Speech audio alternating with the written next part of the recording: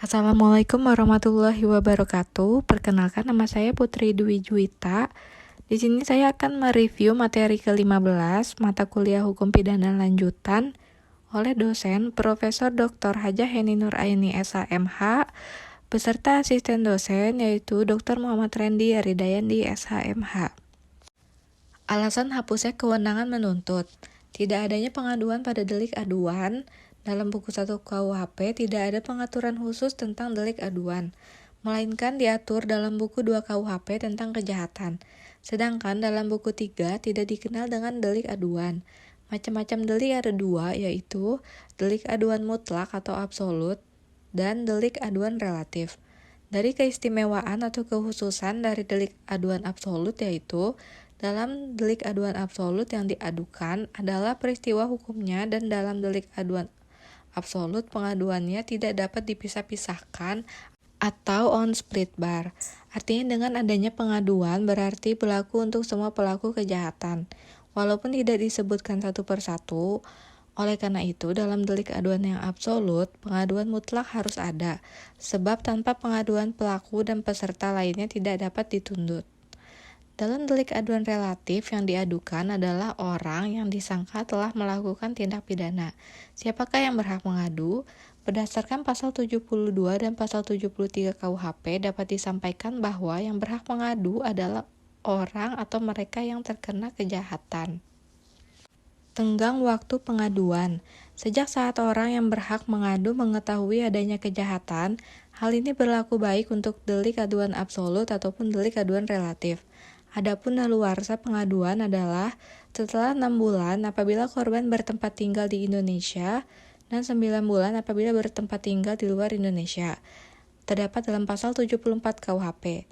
Menarik kembali pengaduan, berdasarkan pasal 75 KUHP, penarikan dapat dicabut 3 bulan setelah pengaduan diajukan.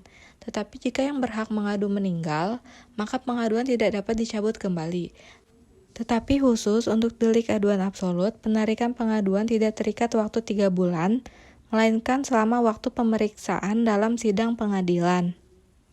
Nebis in idem pasal 76 KUHP atau nemo debet vis vexeri, yang berarti tidak atau jangan 2 kali yang sama. Dasar rasio dari asas ini adalah untuk menjaga martabat atau wibawa pengadilan, dan untuk kepastian hukum bagi terdakwa yang telah mendapat keputusan hakim. Syarat-syarat nebis idem yaitu: 1. Ada putusan hakim yang mempunyai kekuatan hukum tetap. 2. Putusan yang dijatuhkan berlaku untuk orang yang sama. 3. Perbuatan yang dituntut kedua kali adalah sama dengan yang pernah diputus. Matinya terdakwa. Pasal 77 KUHP. Kewenangan menuntut pidana menjadi hapus dengan matinya terdakwa. Hal ini didasarkan karena subjek hukum pidana hanyalah orang, sehingga yang dapat mempertanggungjawabkan perbuatan yang berupa tindak pidana hanyalah pelaku tersebut. 4. Daluarsa. Pasal 78 KUHP. Alasan diberlakukannya daluarsa adalah karena sangat mempengaruhi daya berlakunya penuntutan, sehingga memperlemah ingatan terhadap gangguan atas ketertiban yang telah dilakukan. Dengan demikian mengurangi pula kegunaan dari penuntutan atau pemidanaan. Menyulitkan pembuktian karena memperkecil kemungkinan akan berhasilnya penuntutan. Jadi maksud dari daluarsa atau tenggang waktu ini adalah untuk memberikan kepastian dan ketertiban umum, terutama untuk penuntut umum dan terdakwa, terlebih-lebih untuk terdakwa. Batas waktu daluarsa menurut pasal 78 KUHP yaitu yang pertama, untuk semua kejahatan dan pelanggaran yang dilakukan dengan percetakan adalah 1 tahun. Kemudian untuk kejahatan yang diancam hukuman denda, kurungan atau pidana penjara paling lama 3 tahun. Daluarsanya adalah setelah 6 tahun. 3. Untuk kejahatan yang ancaman hukumannya pidana penjara lebih dari 3 tahun, daluarsanya sesudah 12 tahun.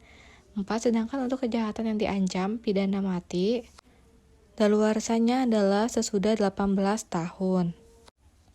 Alasan atau dasar pertimbangan waktu daluarsa adalah: 1. Tersangka atau terdakwa yang melarikan diri harus lebih lama dikeluarkan dari penjara dibandingkan orang yang benar-benar menjalankan hukum.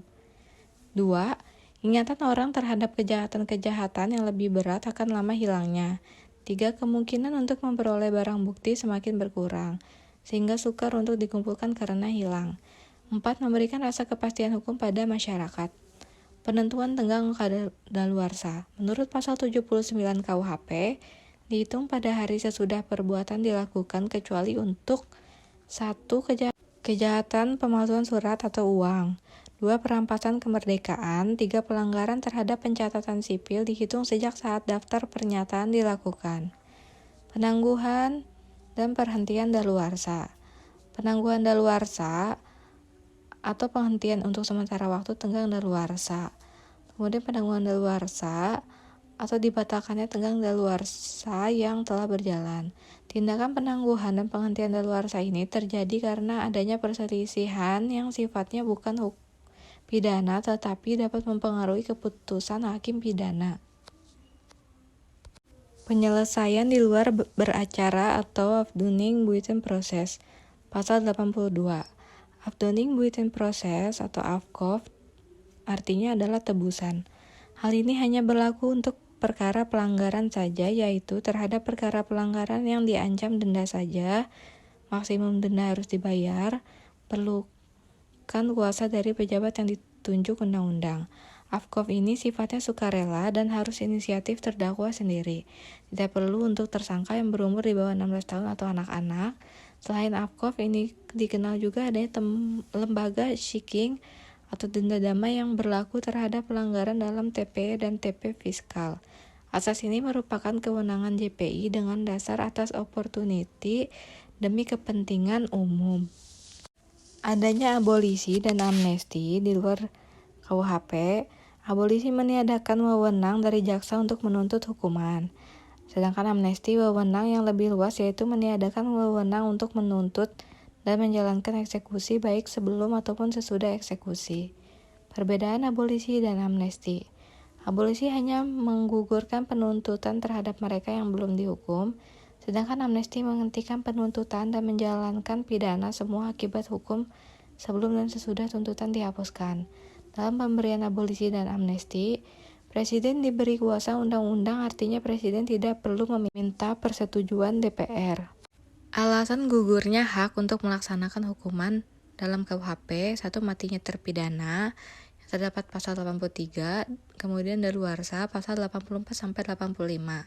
Daluarsa menjalankan pidana hapus apabila pertama 2 tahun mengenai semua TP pelanggaran, yang kedua 5 tahun mengenai kejahatan yang dilakukan percetakan, 3 ditambah 1/3 dari lamanya tenggang daluarsa bagi kejahatan-kejahatan lainnya, 4 pidana mati tidak ada daluarsanya. Daluarsa menjalankan pidana dihitung esok hari setelah putusan hakim atau vonis dijatuhkan. Tenggang daluarsa tertunda selama menjalankan pidana dan selama terhukum dirampas kemerdekaannya apabila berhubungan dengan tenggang penghukuman lain. B. Di luar KUHP. 1. Amnesti. 2. Grasi. Grasi adalah tindakan pengampunan dari Presiden yang merupakan kemurahan hati Presiden yang berkuasa sehingga hukum dapat menerima atau menolak grasi. Grasi juga menghapuskan hukuman yang telah dijatuhkan oleh hakim, baik untuk sebagian atau seluruhnya, atau merubah hukuman yang berlainan sifatnya. Grasi diatur dalam Undang-Undang Republik Indonesia Nomor 5 Tahun 2010 tentang perubahan atas Undang-Undang Nomor 22 Tahun 2002 tentang grasi. Tujuan grasi adalah pertama sebagai koreksi atas keputusan pengadilan, kedua dapat dilakukan oleh terhukum atau hakim karena jabatannya apabila dalam menjatuhkan hukuman. Akibat hukum dari adanya grasi. Presiden menolak permohonan grasi berarti terhukum harus menjalankan hukuman seluruhnya. Presiden mengabulkan permohonan grasi berarti terhukum tidak harus menjalankan hukuman sepenuhnya. Presiden mengadakan perubahan hukuman atau komutasi berarti mengadakan perubahan masa hukuman. Misalnya hukuman mati dirubah menjadi hukuman seumur hidup, hukuman penjara menjadi hukuman kurungan, dan lain-lain. Mengurangi hukuman berarti hukuman yang dijatuhi oleh hakim dikurangi sehingga menjadi lebih ringan. Yang terpenting dari grasi adalah bukan menghilangkan keputusan hakim, melainkan Keputusan hakim tetap ada, tetapi pelaksanaan putusan hakim dikurangi. Dengan kata lain, kesalahan terhukum tetap ada. Macam-macam gerasi. 1. Gerasi duduk, yaitu seseorang yang mengajukan permohonan gerasi, ada di luar penjara, tidak melaksanakan hukuman. 2. Gerasi jalan, seorang yang mengajukan permohonan gerasi sambil tetap melaksanakan hukuman di penjara atau menjalani pidana. 3. Gerasi jabatan, permohonan gerasi diajukan oleh pejabat yang berwenang karena merasa ada putusan yang dianggap merugikan terhukum. Perbedaan antara gerasi, amnesti, dan abolisi. Gerasi merupakan masalah yang menghapuskan atau meringankan hukuman, sedangkan amnesti adalah masalah yang menghapuskan tuntutan dan hukuman, dan abolisi adalah masalah yang menghapuskan tuntutan. 2. Gerasi ditujukan kepada orangnya atau terhukum, sedangkan amnesti dan abolisi pada perbuatan atau tindak pelakunya. 3. Gerasi diberikan setelah adanya putusan hakim yang mempunyai kekuatan hukum tetap, sedangkan amnesti dapat diberikan sebelum dan sesudah adanya vonis, tetapi abolisi sebelum adanya keputusan hakim atau vonis. 4. Gerasi ditujukan untuk mencari keadilan, sedangkan amnesti dan abolisi untuk tujuan politik. Semuanya diberikan atas kuasa undang-undang. Untuk memberikannya berada di tangan presiden sebagai kepala negara. Semuanya tidak diatur dalam KUHP, melainkan diatur di luar KUHP, yaitu untuk gerasi dalam Undang-Undang Republik Indonesia Nomor 5 Tahun 2010 tentang perubahan atas Undang-Undang Nomor 22 Tahun 2002 tentang gerasi. Sekian penjelasan dari saya, kurang lebihnya mohon maaf. Wassalamualaikum warahmatullahi wabarakatuh.